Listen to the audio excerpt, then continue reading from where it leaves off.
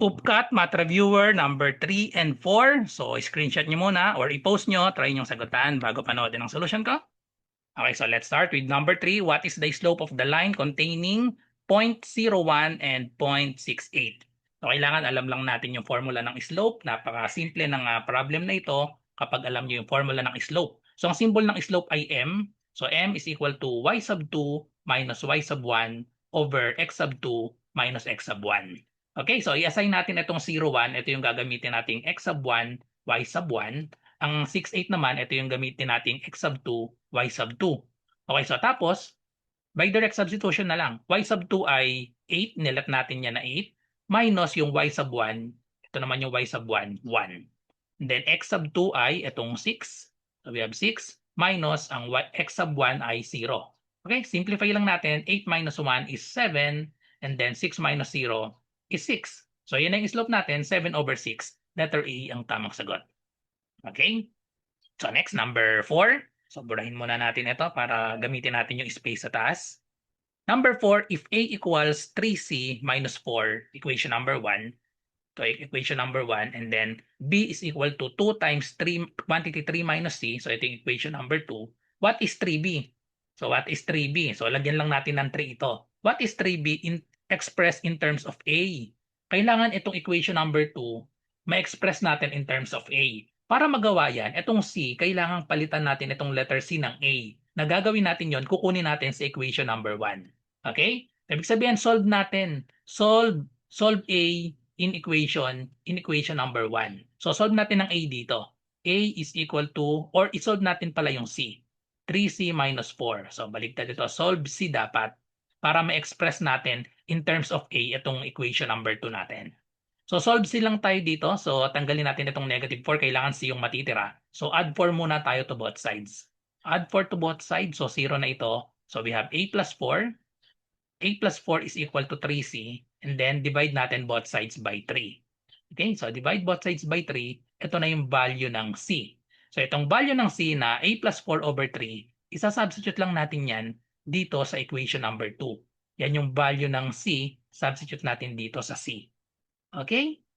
Tapos, pag na-substitute na natin, i-multiply lang natin sa 3 kasi ang hinahanap natin 3B. Okay? So, substitute natin dito. So, we have B is equal to 2 times, lagyan natin ng 3 minus C. Ang value ng C, galing na nga sa equation number 1, ito na, magiging A plus 4 over 3. So, A plus 4 over 3. Ito na yung value ng C. Okay? So, tapos ang hinahanap natin 3B. Para madali, i-multiply na natin both sides by 3. Bilang kasi ito, ang hinahanap natin 3B. What is 3B expressed in terms of A? So, ang gawin natin, i-multiply na natin both sides by 3. Multiply this by 3, multiply this also by 3. Okay? So, tapos, so 3B na itong left side, okay na yan. Itong 3, i-distribute natin dito sa, may 2 pa dito, no? So, pwede nating pag-combine na itong 3 tsaka itong 2, magiging na siyang 6. Okay? So, 3 times 2, 6. Tapos, i-distribute ba natin itong 6 dito sa 3, tapos dito sa minus A plus 4 over 3. Pwedeng wala na yung parenthesis, over 3 na lang natin. Nandito na siya lahat sa negative sign. Nandito, nasa gitna naman yung negative sign, di ba? So, pwedeng wag nang lagyan ng parenthesis. Then, ang gagawin natin, i-distribute na lang natin yung 6. 6 times 3. So, pakita natin para malinaw. 6 times 3 minus itong 6, i-distribute din natin dito. So, magiging siyang 6 times A plus 4 divided by 3. Okay, so therefore, magkakaroon tayo ng 6 times 3, 18. Minus itong 6, pag dinivide sa 3, cancel lang yan, magiging 2. So, we have negative 2 times A plus 4. Okay? So, tapos, i-distribute natin itong negative 2. So, dito natin isusulat, ha? Dito na natin isusulat. Equal na siya sa 3B pa rin yung left side natin. So, kopyahin natin itong 18. 18 minus negative 2 times A. So, that is negative 2A. And then, negative 2 times positive 4. That is negative 8. Pag kinumbine natin itong 18 tsaka itong 8, 18 minus 8, we have 10. Just copy the negative 2A. Ito na yung value ng 3B. In terms of A, 10 minus 2A, which is letter A. So that's it. So I hope may natutunan kayo sa video na ito. Kung may math question kayo ay i-comment nyo lang or i-PM nyo ako sa aking Messenger RJ Enseñado. So bye-bye and God bless.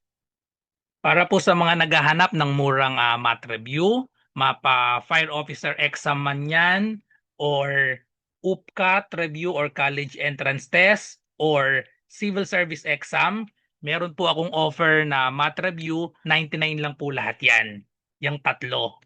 So kahit alin po dyan kung anong hinahanap nyo. Fire officer exam, meron tayong 99 only, 10 sessions. Ito po yung schedule natin. MWF, tuwing May po ito. Mag-start ng May 11, matatapos ng June 1, MWF po. So ito po yung mga i-discuss natin. Madadaanan lahat ng math and logical reasoning.